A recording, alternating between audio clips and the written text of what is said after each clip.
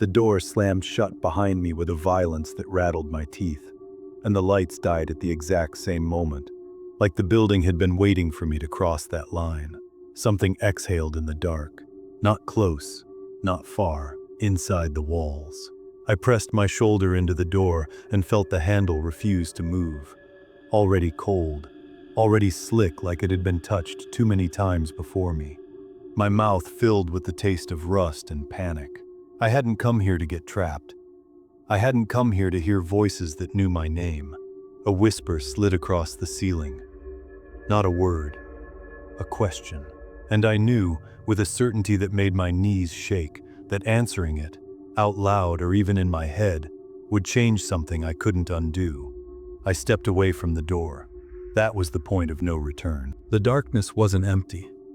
It had texture, depth. It pressed against my skin in uneven patches, like the air itself remembered hands.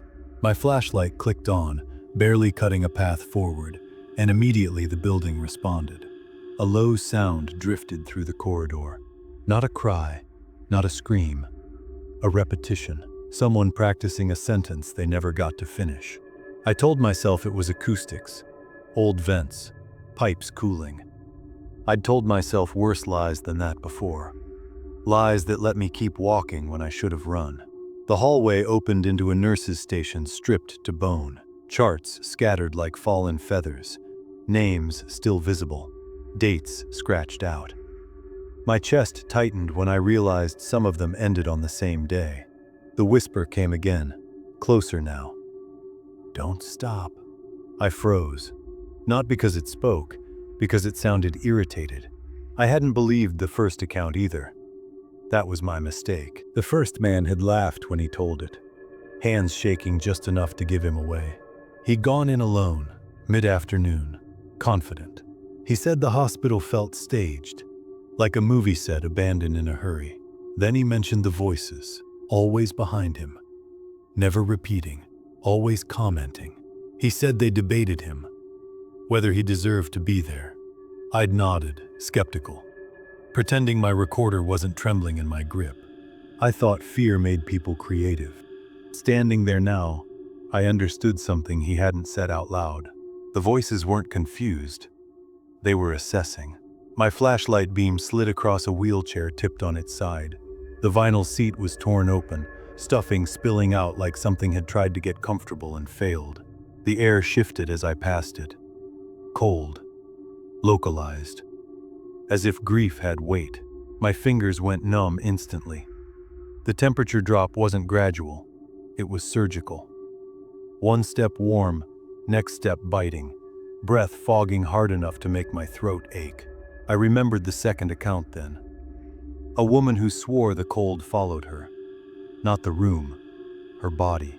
She said it wrapped around her torso like arms pulling her back. She left bruised. No explanation. No proof. I looked down at my own arms. Goosebumps stood in neat rows like they'd been arranged. The whisper returned, closer still. "You feel it too." I backed into an operating theater without realizing it. The light flickered overhead, dying but stubborn. The table sat dead center, straps intact. Someone had cleaned it once, carefully, long after it mattered. My stomach turned. A sound rose from beneath the floor. Not movement, memory. A murmur that layered over itself, dozens of voices sharing the same breath, the same exhaustion. Not screaming, not begging. Reporting. Symptoms, confessions, regrets. I clapped my hands over my ears and felt nothing change. The sound wasn't entering me. It was already there. I hadn't planned on hearing the third account inside the building. That one had been recorded. Audio only. A former security guard. He'd spent 3 nights assigned here before the hospital was fully shut down. He talked about the way the silence bent, how it leaned, how it waited for him to sit down before speaking. He said it never scared him until it started correcting him, telling him where he actually was. I laughed when I first heard that tape. I wasn't laughing now, because the whisper spoke again. "You skipped a room." And it was right. The corridor ahead narrowed unnaturally, walls bowing inward like ribs. The air smelled wrong, sweet, old, preserved. I followed the pull without understanding why. Each step felt pre-approved.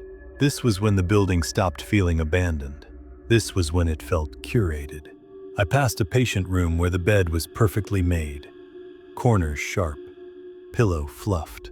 On the tray sat a paper cup, still half full. My throat tightened. Dust coated everything else. That cup hadn't been touched in years. The whisper shifted tone. Someone stayed. I reached radiology and felt my pulse spike. The machines loomed intact, wires coiled with care. Someone had dismantled this place selectively. I remembered the fourth account. A pair this time. Urban explorers. Confident. Filmed everything. The footage cut out when they reached imaging. Audio remained. You could hear them arguing. One wanted to leave. The other insisted the building was responding to them. Then a third voice entered. Calm, professional, giving instructions. They followed it. The footage never resumed. I stood in that same room, heart pounding, when the voice spoke again. Lie still. I ran. Not blindly, not screaming. I ran like someone who understood the rules too late. The corridors changed. Doors appeared where there hadn't been any. Exit signs led me deeper. The building guided me gently, efficiently, like intake. I burst into a stairwell and skidded to a stop when I saw the writing on the wall. Names. Hundreds. Scratched deep. Some crossed out. Some circled. One freshly carved. Mine. I screamed then. The sound didn't echo. It was absorbed. The fifth account came back to me in pieces. A skeptic. A doctor. She'd gone in to prove a point. Said places couldn't hold trauma like objects. Said fear was projection. She made it out. But she never stopped listening. She told me the hospital didn't haunt her. Taught her what to notice. What suffering sounded like when it had nowhere else to go. I understood her now. Because the building leaned in and asked me something no place should know to ask. Who did you leave? I sank to the floor, breath ragged, and the cold wrapped around my chest again. Not painful. Intimate. My vision blurred as images surfaced uninvited. Faces I hadn't gone back for. Calls I'd ignored. Goodbyes I'd postponed until they became impossible. The whisper softened. Everyone stays, somehow. The realization hit me harder than fear. This place wasn't empty because it had taken too much. It was full because people kept adding to it. The sixth account wasn't supposed to exist. No recording, no witness, just a note slid under my door weeks ago. If you listen long enough, it asks you to contribute.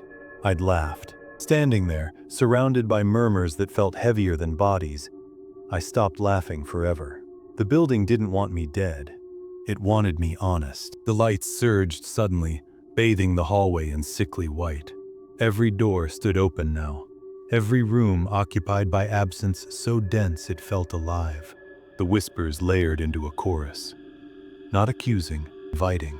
I staggered toward the entrance, lungs burning, mind fracturing under the weight of stories pressing forward, demanding to be carried. The exit appeared. Unlocked. Patient. As my hand touched the handle, the whisper asked its final question. What will you leave behind? I didn't answer. I ran. Outside, the night air felt thin, unreal. The building loomed silent, inert, like it had never spoken at all. I collapsed on the pavement, sobbing, hands shaking. But the silence didn't follow me. The whispers came with me.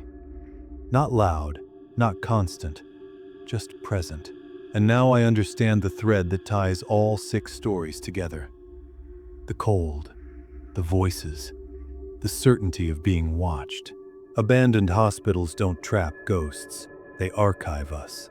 So tell me, what do you think happens to suffering when the doors close and no one is left to witness it? And if it ever asks something of you, what would you give?